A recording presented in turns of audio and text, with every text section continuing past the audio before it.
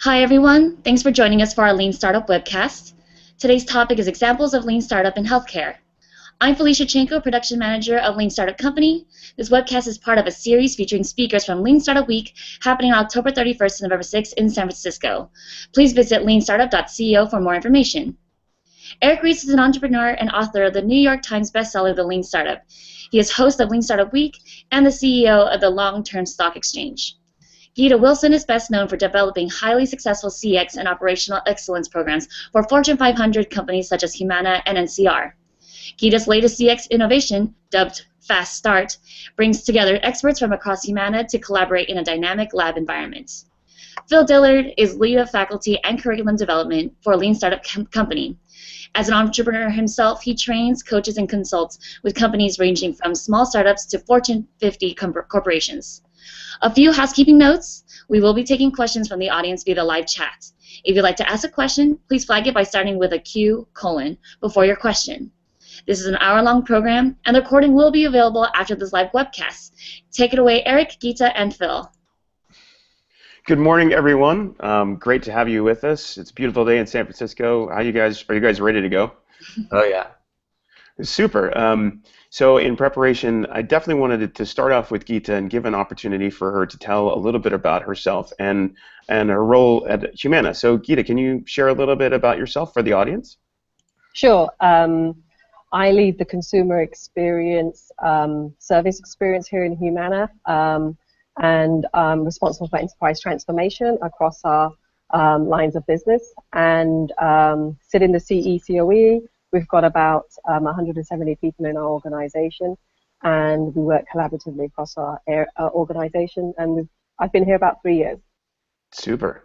Sounds like a great role. One of the ways we like to get started is to comment on the current status of the Lean Startup movement and how it's applied to this industry. Eric, can you start and comment on that and give Geeta a chance to follow up after? Sure. At least people mostly think about Lean Startup, I think, still as kind of software specific or kind of having a Silicon Valley flavor to it, and that makes sense. That's kind of where it was incubated. But that mental model is pretty out of date. I mean, the book now came out 5 years ago, and the ideas have really spread across a lot of industries and geographies, and there's been a lot of uptake in healthcare. I can remember the first people people were first learning about Lean Startup, and they were like, well, how is this ever going to work in a regulated environment? How is it ever going to work in a physical environment? How is it ever going to work, in a hospital or in a medical device? I mean, people were like, well, you have to figure out a bunch of stuff in order to make that work. You have to figure out the safety issues, you have to figure out the quality assurance issues, the regulatory issues, and it seemed very overwhelming at the time. But as you look at how time has passed, a lot of people have sorted those questions out. It's not rocket science. It's just it's a matter of disciplined thinking and saying, all right, what are the hypotheses we're trying to test, and how do they apply in this domain? So I think now there's like a well-established body of expertise for people who have applied these ideas in healthcare. It's been really exciting, very exciting to see. Great. So Geeta, can you share some of the things that you've figured out for yourselves and Humana, part of this journey? Yeah, sure. So I think Eric is right. So when you look at where Lean Startup germinated in predominantly the tech industry, and then you look at where we are in healthcare, and you look at the complexity that there is, and then you begin to say, well, how can we take the agility and the nimbleness of a startup and apply it in healthcare and perhaps in a highly regulated industry like ours? And I think, personally, there was nowhere better to start or nowhere more right than using Lean Startup than American healthcare system, because it's broken, and there's an opportunity to reduce waste and to make innovation quicker and have a process by which we can follow there and go there without I think there's a concern it would be without discipline. And so I think starting the Lean Startup journey, if you will, at Humana, we had to ask ourselves some candid questions, right? Are we being consumer-centric? Are we innovating? Are we moving at a pace that our consumers demand a better experience? And the questions are somewhat. They're not necessarily entirely no, but they're somewhat, right? And they're in pockets of the organization, they happen. And so for us, it was an opportunity to say, okay, how can we move faster in Humana? And I think drilling down on some of the key pain areas where our consumers face, and looking at where those are, kind of looking at the size and severity of an issue and saying, okay, let me focus on where I can make the biggest impact and help others in the organization know how to rally behind that, right? And know how perhaps if it's not in the area that we're touching, they could do it in their area. And we kind of, having been in corporate America for a large part of my career, we didn't want it to be just a program. And I think, Eric, you mentioned this many times around starting a movement or embedding it in the DNA. And I think that was where we started, was where's our pain points? Where can we hear from the consumer the most? How can we get close to them? And then let's try very quickly to accelerate using experimentation and testing our hypothesis. So starting small, think big, but start small. So Phil, that's kind of like a little bit of the journey, and I can speak more to it as we go on, but I thought, you know, in setting it up, it was really kind of being honest with ourselves. Yeah, commitment to the truth is a prerequisite for any kind of experimentation. You want to start with the empathy, right? You mentioned starting with the empathy, understanding the customer, understanding what you know and what you don't know. Can you talk a little bit about the tradition, maybe in the transition from getting started to getting some real traction, and what sort of surprises maybe you encountered along the way? That's me, Phil, right? Yes. Yes. Okay, good. So I think starting was with this hypothesis was, if we start to look at the biggest experience and pain point, and we work differently, about lean startup is working differently. So I think what we try to do is bring people from all across the organization, those who touch the work.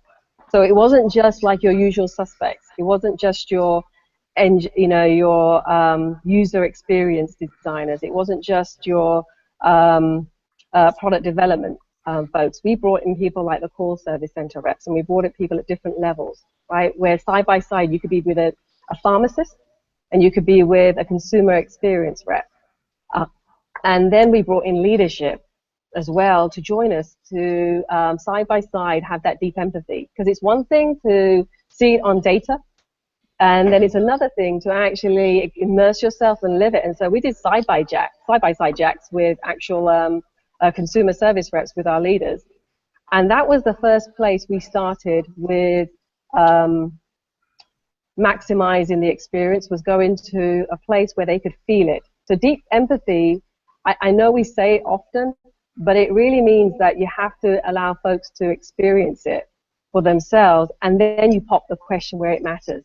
And where for us it was, look, we just got all these folks in within 3 days, and we honed in on the key areas that are part of our grievance and appeals data is showing us are part of the areas that are the worst hit. And we did this in 3 days, and we did this across our lines of business, across our functions, and we broke through. How much do you think we can do if we spent more time working in this way? So testing this hypothesis around, can we come together across our lines of business for the biggest pain points for our consumer? Yes, right? We did that as an organization. Secondly, can we work faster? We showed, yes, we did that as an organization because we were able to come together in 4 days. Then the next question becomes, do you want us to quickly still keep working faster and in a consumer-centric way? And at that point, you couldn't say no. And we were in the middle of a budget year, and you know, asking for $6 million in the middle of a budget year where they were already cost, it'd be heinous. But you did, because the experience was compelling enough to see that we need to change. And we also had a CEO who was willing to embrace ambiguity. And I think that's part of when you want to do learning, you've got your goal in mind, and you also need leadership to help foster and embracing ambiguity. So we were kind of at a great juxtapoint where our leadership was talking about embracing ambiguity, working faster, and here we were coming up with a solution with a large number of people across our lines of business, with our front line, and saying, we can work faster, unleash this creativity amongst us. And so that's where we started, and I can go in a little bit about what we did thereafter. But that was the beginning, was really testing out your hypothesis, almost like eating your own dog food to some extent, where you're kind of setting aside your own assumptions and saying, I wonder if this works. And so I think a good way of saying how we did Lean Startup in Humana is we actually did Lean Startup on Lean Startup at Humana. It was an experiment on itself. That's great. I've heard that before, and it sounds like a really dynamic way to apply it at a big organization. Eric, does that sound consistent with you, with things you've seen at big regulated organizations or healthcare organizations? It's really the only way, because I think people don't understand that transformation is a product. So we talk about lean startup entrepreneurship as operating in situations of high uncertainty. So are we getting an echo? Hello? I'm not hearing an echo. I think I'm okay. Sorry. So people talk about entrepreneurship as the domain of extreme uncertainty, and any kind of entrepreneurial product is something where we don't know yet what's going to work, and that's the whole logic for experimentation. And of course, since this is not pure academic science, it's an applied science, that's the logic for rapid experimentation in a disciplined way. So that same logic applies to changing corporate culture or changing our management system every bit as much as it does to building a new widget or a new hospital or new anything.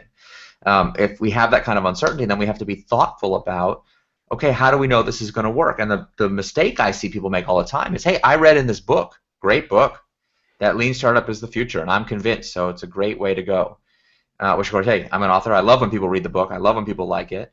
People then call me sometimes and say, okay, can you send me 100 copies of the book? I'm going to change my 100-person organization to be all Lean Startup by making everybody read the book. And I always say, listen, as an author, I'll take your money to sell you the 100 copies, of course, but it's not going to work. You can't take a cookie-cutter approach and say, okay, everybody just do what it says in the book. The book is a set of principles that require adaptation, translation, customization to the unique circumstances of every company. That's not true. That's not just true of Lean Startup. That'd be true of any management system. But I think people forget how much that translation is important. And the other thing is, maybe not every company can do it. I don't know. So far, we've had pretty good results, and I've worked with a lot of companies in a lot of different ranges, but I think when you take these ideas into a company, some people are going to say, you're going to have skeptics in the audience who say, well, how do I know this applies to my company? If between us, the only really honest answer you can ever give someone like that is we don't know. We think it will. We have a theory. We have a hypothesis that this could be a good idea, so let's prove it. And it actually allows you to bring the skeptics with you on the journey to say, look, you might be right, I might be right, but commitment to the truth means let's go find out for sure.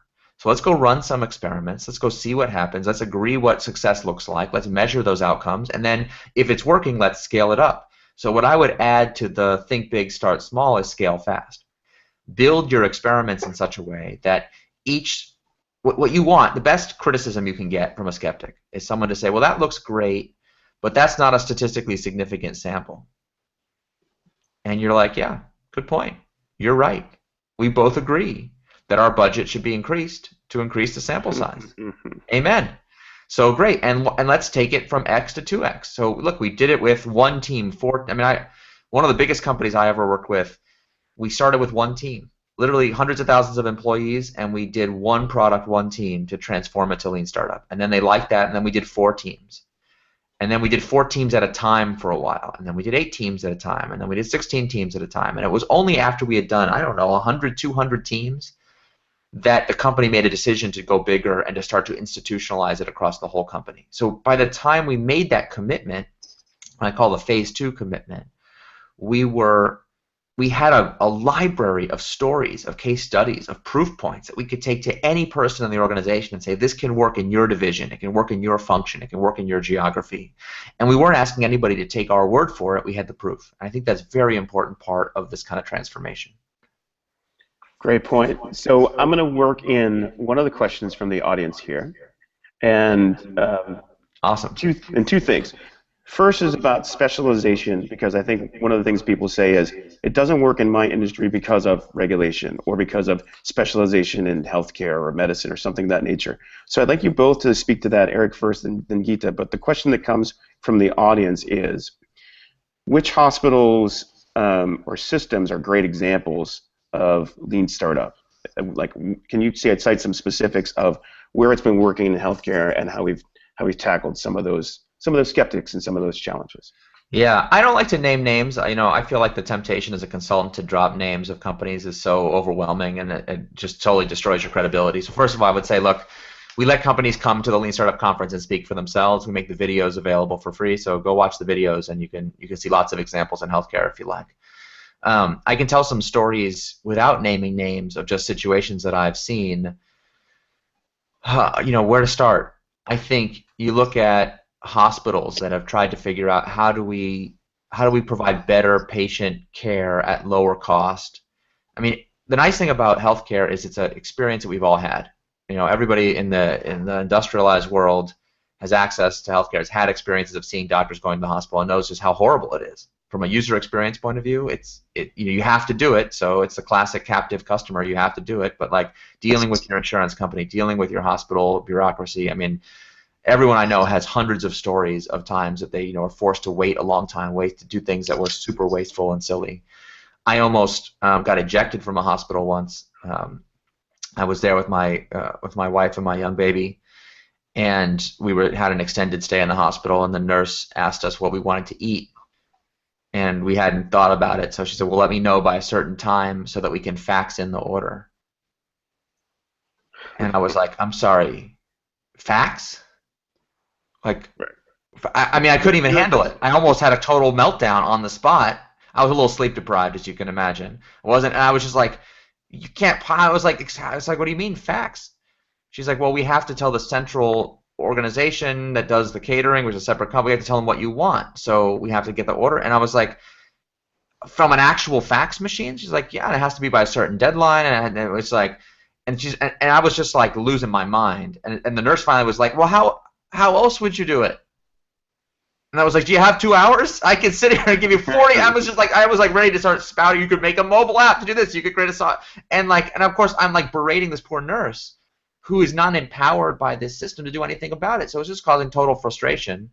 And I had some people in my family who were doctors, and they were with me at the time, and they're kind of giving me the like, stop, you just stop this conversation. This is going to lead to a very bad outcome for you. And this can't be changed. And of course, so we've all had those experiences. We all know that those problems are endemic to the system, and they put the people in the system in a horrible position, because I mean, this is a solvable problem. Mm-hmm. It's not hard. Technically, it'd be very straightforward. I've worked with tons of hospitals, medical device companies who have been in these kinds of situations who've said, okay, you know what, let's run the experiment. It'd be very inexpensive to test out a software app to do this instead of doing it by fax. And yes, there's some work, there's some logistics to figure out, and you got to coordinate, and there's different functions and departments. And this nurse is probably not a coder, but like they have to pair them with someone on the IT side. So like, yeah, there's some complexity to it, but like this problem could be completely solved in 90 days, no problem, for sure. But the system doesn't permit it, so it's never, So this problem, in this particular case, they solve this problem by building a new hospital. That's a very expensive way to solve the problem. Sure. It also highlights, what you said in there also highlights that there are multiple areas where you can apply the process and have significant impact in the experience of everyone involved. Yeah. Geeta, I'm sure you were about to comment on something as well. Where would you go with that? I mean, there are probably so many areas that you've started to touch. Can you share some examples of different areas of the organization that you've touched, or different parts of the experience that you've touched with things you've explored? Yeah, I actually want to build off what just Eric was talking about with simple things like being put in the middle, right, of sending a fax over. And you question why a fax, and the answer simply could be, well, we could change and we could do something different, right? Now, I think those are places where even traditionally organizations like ours, because we're not short of plans, we're not short of projects, right, that could say, what we need to do here is take out the fax and leave it at that, or we could say the solution here is to build a software, and then we traditionally go about not having framed a problem, but go into a solution and say, let's do that, right? Yep, totally. Now, I'll give you gather the requirements. Yeah, and I'll give you an example. We actually we tested this sort of solutioning, and by the way, when we brought all these people, we actually agreed with our leaders to say that we're not starting with any projects yet. We're going to do deep customer empathy. We're going to go broad to go narrow. Then, we're going to do rapid experimentation, and then we're going to build and scale, right? So one of the ideas that one of the folks had was like, why don't we do a geolocation? When somebody enters in to a hospital that's out of network, their phone will start alarming, and it will start saying you're in a hospital out of network, because that's one of the biggest pain points that we have. Like, you get this big claim and you're not in network, right? Right. And so the person didn't know. Yep. Now, traditionally, we might say that's a great idea. Let's put a set of people together and let's work out how we're going to make this happen by July, right? And instead, what you did, using this rapid experimentation hypothesis building, is that, okay, let's go out into the street, go with real customers, and now start to translate that idea into behaviors, right? Do prototypes. And I tell you what happened. People built prototypes like of a phone that went into a hospital. And what happened is folks got freaked out, right? Because they were like, this feels very big brotherish. This feels like you're following us. And so the insights that we're getting, good idea, but the insight we were getting is that there wasn't this trust developed with the actual members yet, where they trusted us with their health in a sense to follow them around, right? And then highlight the intent was good. And so I think you have to find and leverage places where you hear what the consumer is telling you, and then you frame your solution in the problem that's right. And the problem here was not necessarily that we wanted to build a geolocation app, right? The problem here was that they were confused and not clear about where to go to get coverage. And so one of the opportunities that we have in healthcare is to get the basics right for people. Is we have an opportunity, going back to that fax option, we did a very simple experiment with our care service reps. We said, how about you just take the member out the middle when they phone you, and set up these hypotheses, right? Take a member out the middle and resolve that issue as far as you can take it. Now, that didn't require technology, right? But there were some things that we learned when we went out to the floors with the call center reps. We learned that, calls got dropped, but they didn't have the ability to make a call back because the call queue did another call in. And so you apply the principles of lean and Gemba, right? And you actually observe, and you find that there's more to the picture than meets the eye. Totally. And you have to take a step back from what you think is a solution and say, you know what? As we're learning and we're testing, we're getting insights, and then we're building our solution from those insights. And so we did, in effect, roll out. We just finished rolling out with 2,000 of our care service reps across our pharmacy organization, because for us in healthcare, when our members call, usually they use their pharmacy as their first use benefit. And so when you get irritated is when you find out, well, is my drug covered? And then you have to maybe send in, get it with your doctor and have him fax over the actual script again. Right. And so that call center rep is empowered to then do a call on behalf to your doctor for you and get that going. And so that's a simple example of where we can focus a lot on trying to get the basics right for consumers, suspend judgment on what solution is we need to do, and actually let the consumer and let the hypothesis and the currency you get from the experiments determine what solution you put in. I love that story. Man, I just wish every company I interacted with on the phone had that attitude, because that's the thing. When you think about things from a consumer's point of view, you're like, wait a minute. I know what good experience feels like. I know when I'm being treated properly. I know what it means to have a less wasteful. And yet, a lot of us, we get so indoctrinated into like the product development process in our company that we lose that perspective entirely. We become quite sociopathic, really, from the customer's point of view. We're just like, hey, I got to do things in my stages. I got to fill the requirements. I got to execute. And we forget that these products affect human beings, and we are responsible for those impacts. Requirements is my least favorite word in the entire product development vocabulary. When I work with teams now, I always tell them right up front, the laws of physics are required. Everything else is optional.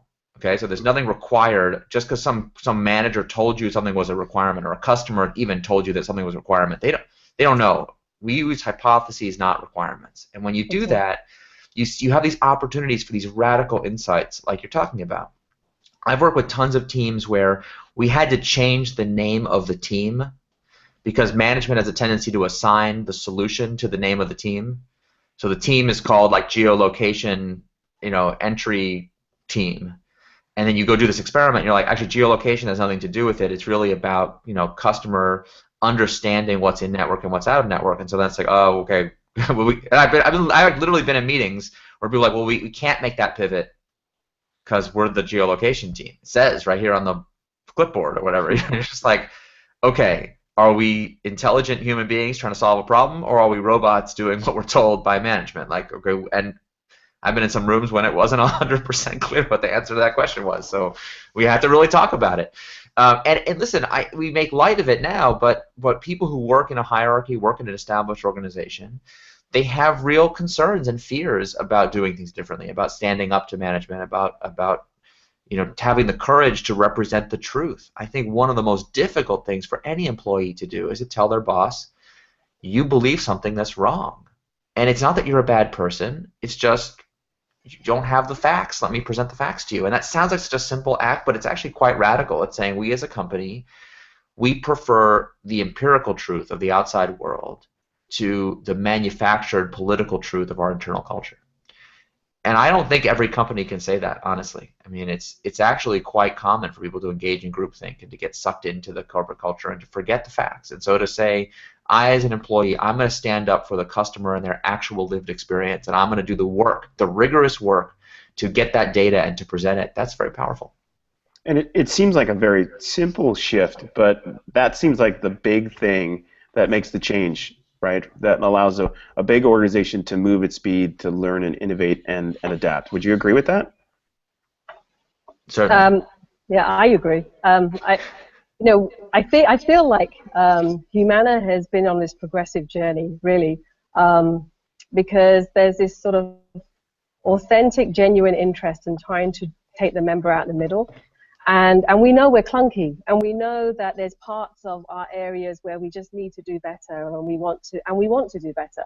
And when we have, like, I'm going to talk about values for a minute, because we've got rethink routine, thrive together, inspire health, cultivate uniqueness, and pioneer simplicity as our values. Now, I just reeled those off, no problem to you. I've worked in tons of organizations where I haven't been able to name our values. And so they reinforce, like, there's sort of places that reinforce it. So you're not really the loner who's standing alone and saying, I want to do what's right for the consumer, and nobody else does. You actually have structures, and what you need to do is find out how you could not just have deep empathy with the customer, but have deep empathy for your management. And now I'm going to ask you to think about that for a minute. I had to not just say, I'm going to do what's right for the member. We had to, as a team, think, what does the business need from us, right? And then part of the problems is that the thinking is that they're mutually exclusive. Reducing transfers on a call center is good for the member, right? It's a pebble in their stone when they call us, and it's like salt on a wound, because it's like, I already have this problem, and now I have to be transferred. And it's a problem for us too when we do. We don't want transfers happening, right? Because now we have this inefficiency in our area. So I think when you find places where you can manage to empathy, which is what's on the business's mind too, right? As well as what's on the consumer minds, and you'll find that they're not mutually exclusive. Like, optimizing the cost structure can also mean leaving out inefficiencies in the consumer experience, right? It's just a question of, how do you get there first? Do you get there first by going straight to what you think the solution might be, or really framing it around the customer? And I think, like, we improve self-service transactions. Our customers were like, they can't get answers quickly online. And we saw that. We saw that it was hard to get fast and clear and accurate answers. And so they were going straight to a call. And so when you start to do that, and you start to think, how can I make these questions and answers appear online better? You start to take cost out from a live agent to a really an inexpensive channel, a less expensive channel, and start to cater to those consumers who want us to get the basics right. So there's some things that I think we have to do, even as lean innovation folks, is if you start with the consumer and you build empathy there, and you also build empathy in your own organization, and understanding the points of inflection that you can create, you will see that they're not mutually exclusive. And I think that's perhaps where challenges lie, because we might be an all or nothing group, right? We might think like it's too much traditional control, too much management planning, and it never really pans out the way it should. And I think people are willing to go on that journey. I was pleasantly surprised by how many leaders in our organization were willing to go on that journey, suspend disbelief and give us a sandbox, and actually were curious to know what the results would be. But you have to lay that context around lining up to the goals that they have as well. Yeah. Super, super. So there are a couple questions in here, and I want to start with Eric on some of the trends you've seen, and then maybe Geeta talk about the specifics. Several questions talk about the challenges that are required that are outside of the immediate control. Like in Eric's example of changing from a fax to an app, that's people. I think people perceive that as being something that's a little easier, or a call center. They think that's a little easier. But if you get into the things where people feel like they have that big brother effect, or we're dealing with PII, or we're dealing with regulations, and they say, well, this stuff is a little bit outside of our normal area of control. How do we manage that? Can you speak a little bit about the extension out of stuff that seems like easy stuff to the things that's a little more complicated? Yeah. Well, keep in mind that everyone else's business is easy.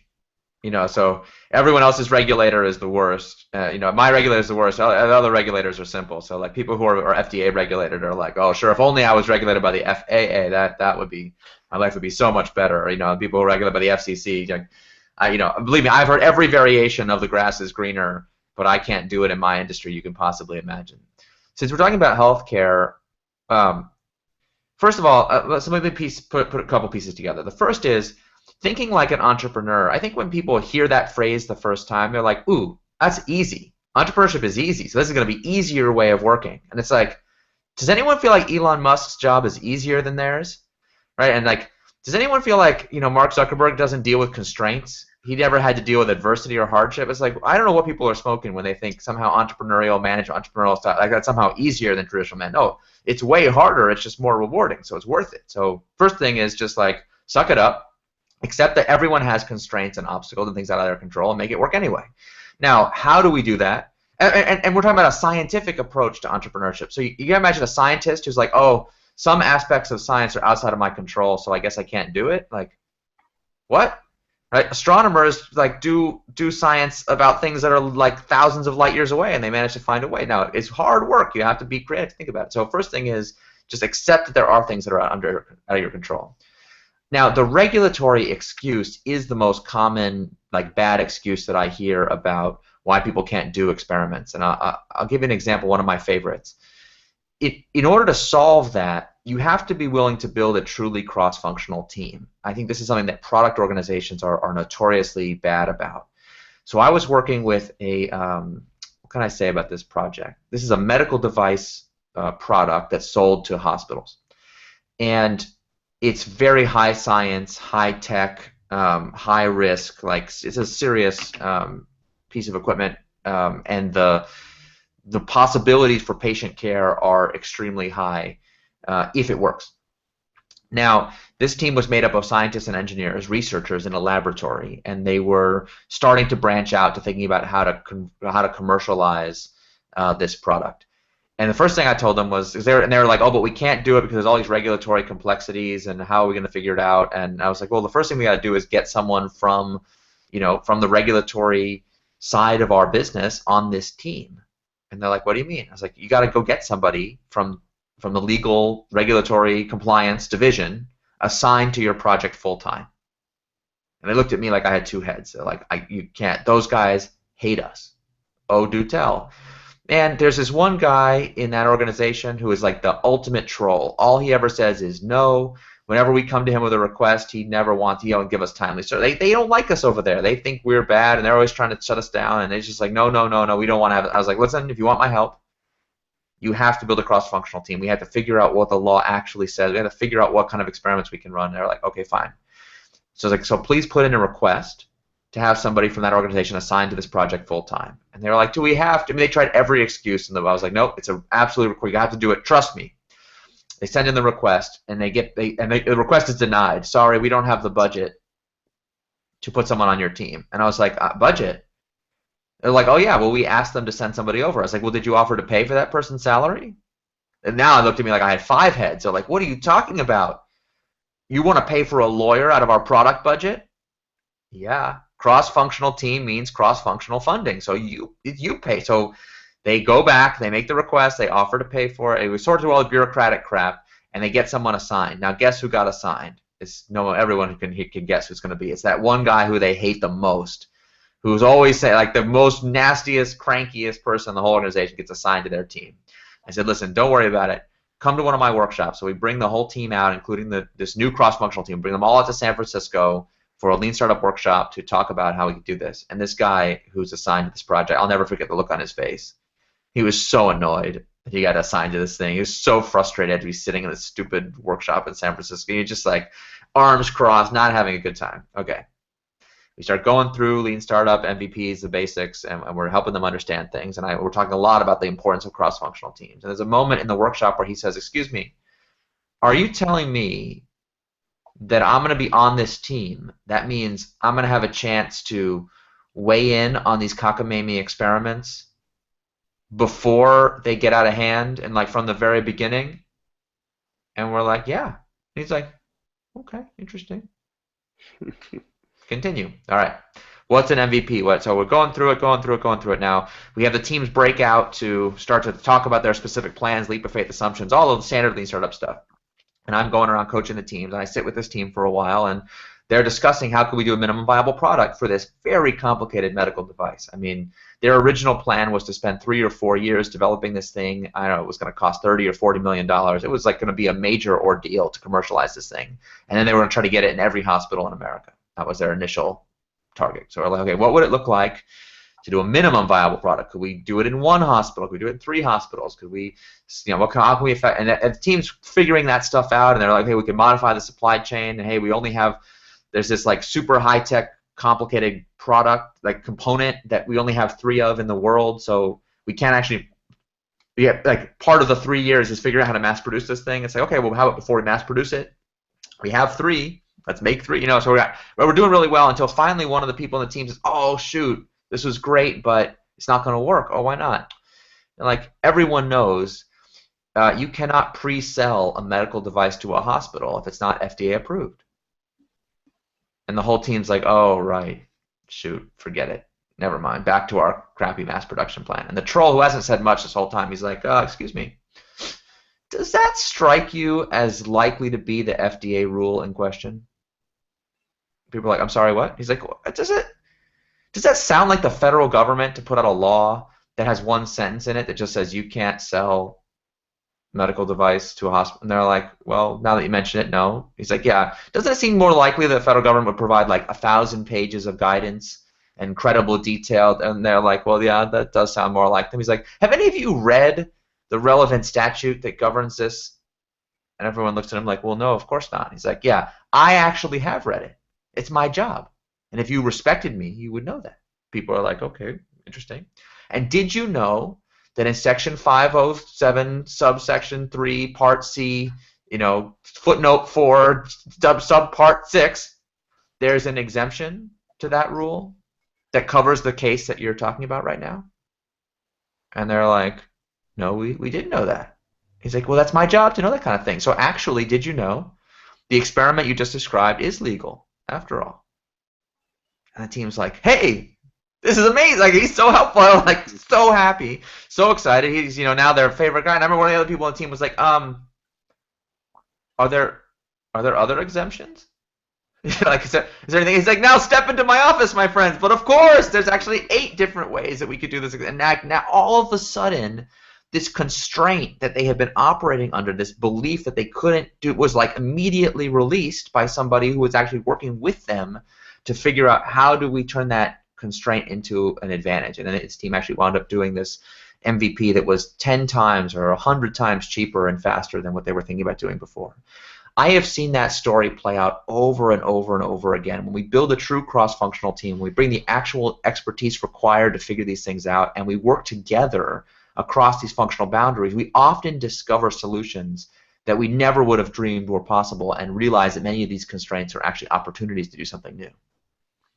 That's super. Eric, I love that story. It's so good on so many levels. But the turning constraints into opportunity and exposing the value of the cross-functional team is tremendous. Now, Geeta, I know that's a tough story to follow. And Eric might have told it once or twice before. But can you share some specific examples or anecdotes that you have from your experience that might be helpful? Yeah, I'm going to build on two. So the first one I'm going to build on, because you mentioned it's so part of the DNA. Like, we're an insurance company, we're risk averse by nature, right? And so risk is definitely a big question. But you want to be able to know how you tap into and leverage the people who perhaps want to do the best for the consumer too. Right? So it's interesting that Eric mentions it, because we actually had, as part of our cross-functional team, legal and compliance on the teams itself. And so we had legal counsel on our teams, and then we also had, like, when we were ready to get going, we had, by their own volition as well, mind you. This was not something that we asked, but it's something that they felt was needed to do.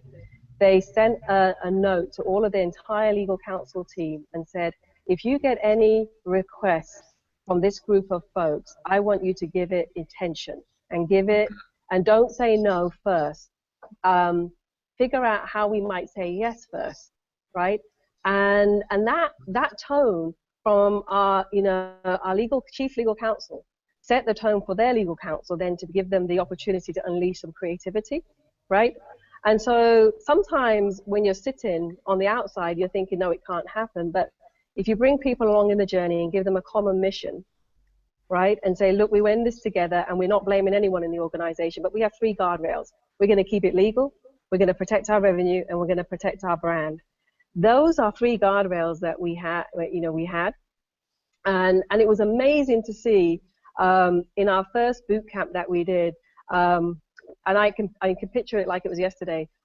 We were testing this experiment around, are we able to give some type of quick service recovery for when such situations go bad? So like Zappos, that their care agents are provided autonomy, right? Around, perhaps you can, you've got this amount of money and then you can like discretionarily offer it to the consumer. Good idea. But is it legal for us to do? Right? And we're testing, even do consumers want that? And we found through partnering within and having that legal person on our team, they were able to find a commensurate solution that gave the right outcome, right, which is making the consumer feel better, but not necessarily landing on the same solution as Eric mentioned, what works for another company. So I remember like it was yesterday that this, she was like, she was on Wall Street. She was tasked with this experiment that she had to figure out what we could do in that experiment to offer. And so she had like phones ringing in both ears, and like she was making calls on our behalf and advocating on our behalf. And it was just pleasurable to see, right? And those types of vignettes and pictures are real opportunities to share in the organization and communicate. The second one I wanted to share with you is around, our population, part of our large population is Medicare population. And we had a hypothesis that not all of our Medicare population want to call in with a question or query. And yet there was this assumption in the organization that, Medicare people don't want to use their smartphones or self-serve. And so we sort of tried to test that. And we were wanting to think about how can we make it easier at the point of when they're calling in to intercept. And so we, instead of buying this solution full on, we tried to test for the solution and see if Medicare members would opt into a touchscreen menu on the phone when they get into the IVR. And talk about doing a rapid experimentation and prototype. We actually made that live on our IVR menu where we seemingly offered that experience to a touchscreen menu. Medicare, and then what do you know? 30% of those members actually opted in for the touchscreen menu. So our currency and a leap of faith assumption on going to that solution was strong. But guess what? We learned another insight. We learned that it was actually folks liked the experience better because they found that the touchscreen menu allowed them to pace through slower and see what they were doing, because those with hearing disabilities were having a hard time getting like through the IVR menus. So I think when you open yourself up to like no constraints, being like completely, and it takes a lot of work to do this to yourself, completely open to what the results might share and saying it's a learning, and letting go of those ideas that you might think would work, because we were at a pivotal point. Do we persevere or pivot? And at that point, we were strongly sort of on the direction of persevering, because we found not only did Medicare members use their smartphone, but they also wanted to use it for self-service functionality. So this is like, and these are ingrained assumptions that we would have had, and we would have tasked projects for, or discounted something not to do altogether. So these are two examples that ring in my mind. And I had like the experiment teams who were like so believed it. They believed that this was the right thing to do. And I said, well, if you believe it's the right thing to do, then you're going to design an experiment with a strong currency that's going to share with us whether that leap of faith assumption is true or not. And I think that's your accountability too. You have got to move from a place where, if traditional management was about control, then you've got to move to a place where the ideas that you project have got to have confidence, right? So change the paradigm from control to confidence, and provide that in everything that you do.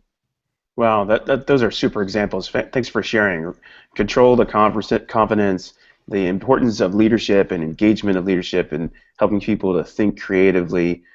Really cool stuff. I want to weave in. We have a little more than 10 minutes left. I want to weave in one question that comes from the audience that's related to these examples, and then give you guys a couple minutes to talk about what's next. So the question to weave in from the audience is the part of, all right, we're going to do these experiments. We're going to get out of the building and interact with people, but how do you manage these specific instances when you have a fixed date for a deliverable to be complete? These people are thinking about constraints, right? So how did you manage these experiences to some of these time constraints? Do you want to start, Eric, and then I'll go back to you? Yeah. I love that, because there's two ways to answer. One is to say constraints are good. So like most projects need like I often have to impose a fake deadline in order to create scarcity thinking. So like a very common, I'm thinking of a project in particular that was done at the Department of Health and Human Services that was, lifetime government bureaucrats. Like people in private sector are always like, oh, my company's so bureaucratic. I was like, no. This is not bureaucratic. This is the actual definition of a professional bureaucracy. So we're talking about the real thing, okay? You have an organization that's political, that's bureaucratic, like, yes, this is all of the above. If your company is more bureaucratic than a Department of Health and Human Services, then, I'd be surprised. Certainly it's not more political than Obamacare. So come on, what's your excuse? So that's not an environment where people are used to thinking about scarcity or deadlines or anything like that. So the leader who was setting up the experiment at the time gave the team a hard deadline of 90 days. It's like, listen, I will authorize you to run this experiment for 90 days. And they were like, okay, so at the end of 90 days, we will come back to you with a plan to create a set of deliverables, to think about doing the thing. He's like, I think you misunderstood me. This project is going to be over in 90 days unless the problem is solved. And they're like, wait, you want us to do something in 90 days? He's like, not only that, I want you to do multiple things in 90 days. I expect you to have iterated on this several times and come back to me with data that, and they were like, first they were just like, that's impossible. I couldn't. And he's like, listen, it is possible. I know that it's possible. Go do it. And he got a team, a cross-functional small team, and they built this thing in 90 days. It was incredible. It was like exponentially faster than anything the government had ever done. And then they kept iterating in 90-day chunks. So the deadline was a real positive. On the other hand, what does it mean? Like the person who asked this question, I love the passive voice. What do I do if there is a fixed date for the deliverable? It's like, who fixed it out of curiosity? What is it fixed by? I see this a lot in companies where we just take it as immutable, things that were decided by human beings. Every once in a while in business, there is a true deadline. Like we're building an arena for the Olympic Games. And the Olympics are scheduled to happen on a certain date, and the arena has to be done. And if it's not done, it has no value. So like there are, the space shuttle is taking off on a certain day, and the fuel has to be in the tanks by that day, or like there are times when there are true deadlines. But 99% of business situations are not like that. Deadlines are artificial, imposed by some internal process. We said we were going to get it done, by, or whatever. Like, we make up a scarcity or a constraint, but it's not a real constraint. It's a requirement. And I said before, no, it's not a real requirement. And this to me is an instance of the idea that in companies we tend to use the word risk interchangeably to describe two totally different things. There are internal risks, like we might miss a deadline, and then there are external risks, like the product might explode and kill people. Okay, so external risks that regulators might be upset about doing, like a customer might be harmed, so, we might lose money, like actual physical consequences of our actions outside the building. Those are real risks that need to be managed, and my claim would be that Lean Startup is a good way to mitigate those risks by being thoughtful about experimentation. Internal risks are things like we might not hit a deadline, we might not follow the waterfall stages in the right order. My boss might be mad at me. The company, not that the company would lose money, but that my department would have its accounting look bad compared to another department's, or I can't tell you how many times that the revenue that the product is going to make is net accretive to the company as a whole, but it's not necessarily a good change for my function, my department, my little area. So those are all internal risks. If we treat internal risks and constraints and obstacles as just as real as external risks and constraints and obstacles, then we're not going to get anywhere. And you can't be an entrepreneur thinking that way. You got to say, look, yes, there might be a political problem, like someone wants this done on a certain date and it can't be done on that date. But let's go talk to that person and renegotiate the terms of the contract. And I'll teach people who are listening, this is one of my favorite tools to use. I call it the golden sword for cutting through any kind of political, bureaucratic deadlock. You go to the person in question, you say, listen, I would like to make a trade. So I'm offering you a deal. I'm going to put it on one piece of, I'm literally going to write it down on a piece of paper, I'm going to hand it to you, and it's your choice. You may accept or reject the deal, but you don't have a line item veto. Okay, I'm offering you this deal. The deal is, I will offer you this. So, like, for example, I'm committed to deliver you this result 1 year from today. That's a very common thing. Boss says, 1 year from today, I want every employee in the company on this new system. Or I want this product in the hands of 100,000 people. Like, I have some outcome. Boss, I can't promise you that. There's too much uncertainty. I don't know how long this project is going to take. I can't deliver it to you in 1 year. But here's what I offer you. Every month, I will show you data that our latest experiment is making progress towards that goal. Every month, I will give you the option to continue for another month or cancel my project and reclaim my budget at any time. I will not ask you for more money unless I have evidence that what I'm talking about is working. And I will do all of that with a lower budget than I asked you for before. So I'm actually reducing costs. I'm giving you more insight, giving you multiple decision points to pivot or persevere, and I'm willing to be accountable for this outcome.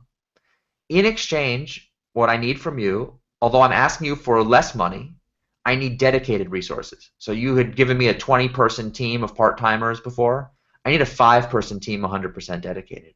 I need the following kinds of air cover and agreements with our management. You got to shield me from this thing, or you got to deal with this. There's like 5 political things that need to be done, and I need from you this defined set of resources. I need this amount of money. I need this equipment. I need here's what I need from you, and then I need you to meet with me for every board meeting once a month until the problem is solved. I have never met a senior manager, and I've worked in some pretty crappy bureaucratic organizations. I have dealt with some really intransigent middle managers who just hated my guts and thought Lean Startup was the stupidest thing they ever saw in their life. And I mean, I have faced the firing squad in corporate situations many times as an instigator of change. I have never met a middle manager who was so intransigent that they would say no to the deal I just offered. Because from their point of view, forget the company's point of view, it's obviously good from the company's point of view. From their narrow point of view as a guy trying to do a job and get promoted, it's a huge win for them. It's more insight, transparency, and accountability all at once, and it's a higher probability of the outcome actually manifesting. Maybe not on schedule, but eventually. And it's a very powerful technique. It really can help middle managers get out of that kind of intransigent, stuck place to say, oh, here's how I can be your ally instead of your enemy. I mean, it's called the golden sword for a reason. Super. That's a very helpful tool. So we're at about 5 minutes. I want to give Geeta the floor to add anything that you had on that last topic, and then a couple minutes on What's next for you? And then we'll let Eric wrap it up. Yep. So very quickly, listen, if you've got a goal, someone's giving you a deadline in healthcare, I like it. We need a sense of urgency, so let's be real here, right? I've seen projects go on far too long that shouldn't have gone on, and so for us, I think it's good. I welcome deadlines, and I think Eric hit a nail on the head. Be willing to talk very plainly, and make deals, right? Like that's how we started. Was yes, give us 100 people for 18 months, and we'll provide some results to you. Don't ask us necessarily to outline every step to you, but we will provide the results to you, right? And you provide confidence along the way, and you create discipline to provide insight into results that you're getting. Important, right? So one is you don't need to experiment ad nauseum, right? And meaning that there's a time when you have to hold yourself accountable to saying getting something done, and it forces you to find the best experiment as well. So there's a time when I think our team could continue going on doing experiments, and the answer was like in our face, do it now. You've got enough currency, go ahead and do it. And so timing and deadlines are good. I will also say you need grit in the work that we do here. I will say that in the last 14 years in corporate America, this is the hardest I've ever worked, where my my mental faculties, my smarts, my emotions, my political awareness, the ability to keep up and pace with what's going on outside are all challenged. And then you set higher expectations for yourself, there'll be higher expectations of you too.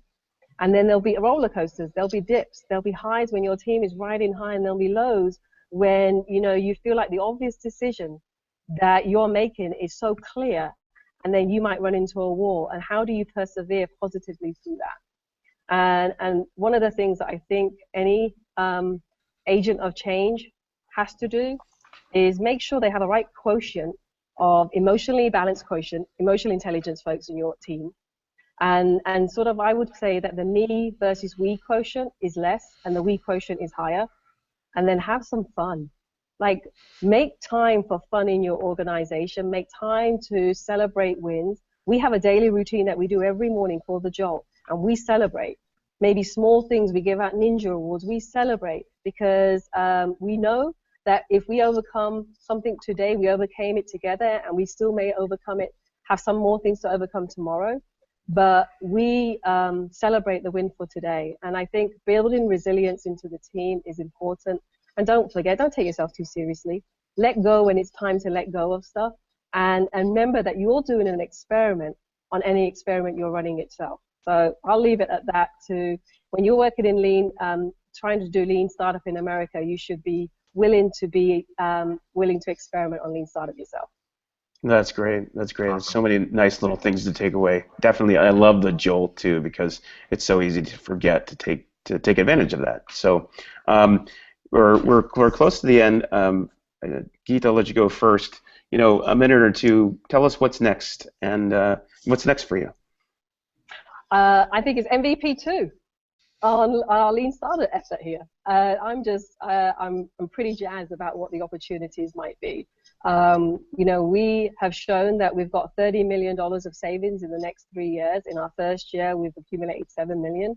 And I think our organization is ready to say, we've done it in this way. What would be MVP 2? And so again, I keep saying, like, do lean startup on lean startup in your own organization, and be ready to share. Like it's not going to happen in a lab within 4 walls. And don't ever think that it's just happening within your own 4 walls. There are lots of people who are contributing to the cause and continue to make it grow. So I would feel like what's next is making sure that the movement lives on beyond a program or any type of closed 4 walls that we have within Humana. So again, wait to hear more from us on what MVP2 might be. That sounds exciting. Can't wait to hear more about it. Eric, do you want to talk about what's next for you? There's so much that people are talking about. I know, yeah. I think most people now have heard that I have a new startup called the Long-Term Stock Exchange, the LTSE, where our goal is to reform the public markets to create more incentives for long-term thinking for both managers and investors. So that's taken a lot of my time. And we just released the Kickstarter book, the Leader's Guide. So the MVP of my next book is now in the wild, and people are starting to experiment and test with that. And so hoping to learn a lot from that and work towards building a new book. And the stuff we've been talking about today is really very much on my mind, because I think we are on the brink of what I've been calling the kind of grand unified theory of entrepreneurship, which is I think we can adopt a management philosophy that shows that several currently seen as distinct business activities are actually the same. So if you look at somebody who's like building a new company from scratch in a garage, somebody who's building a new product in a radically new space in the context of an existing company, most people can kind of be like, okay, yeah, those are both entrepreneurs, right? Like that, we can see how they have some commonalities. But now we start to add someone like Geeta, who is trying to apply lean startup at an organizational level to do that kind of internal transformation of a company. That's also a kind of entrepreneurship. And then you have someone who's trying to build a new IT system, a new HR, finance, probably internal process entrepreneur. That has a lot in common. And then don't even get me started on the corp dev side, people who buy startups for a living. All those activities are considered distinct in most management systems today, but I think they're actually the same. And so having a common corporate function that can manage across all those domains is a huge improvement in the org chart of most companies. So I'm pretty excited about that. That's pretty awesome. So we're out of time, but I just wanted to stop and thank both of you for your time. Thank you, Geeta. Thank you, Eric. Thanks everyone for joining.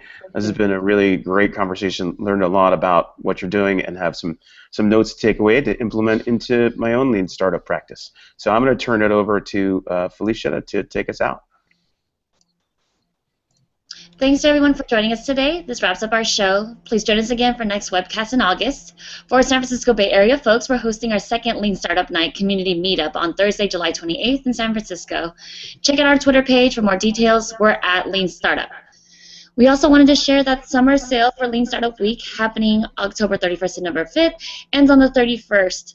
So please visit leanstartup.co for more information.